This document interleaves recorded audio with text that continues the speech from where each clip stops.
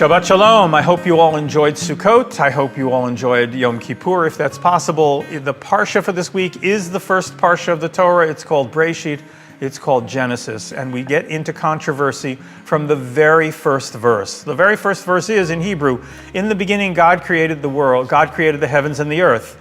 Now, some people feel that that's a topic sentence and everything that comes after that is only a modification of or an explanation of what that first sentence is. But I think there's a deeper meaning there. The question that is asked by the medievalists is, what was the very first thing God created? And most people would answer, the very first thing that God creates is light. Because it says, and God said, let there be light, and there was light.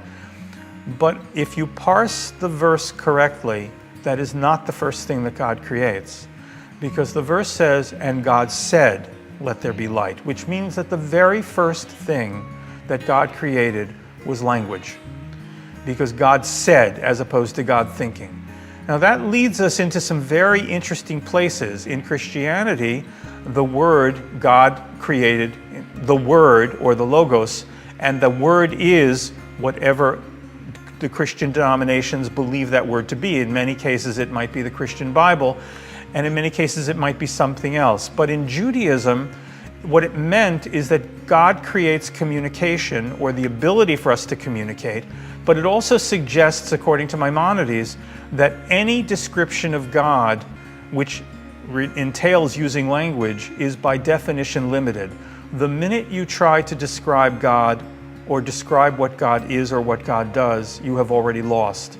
God is infinite, we are finite. Finite beings cannot understand infinite beings. And in Kabbalah, the reversed question then becomes very interesting.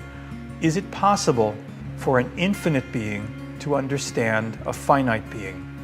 And for that, you'll have to wait for the Rabbi's sermon on Shabbat morning. Shabbat Shalom.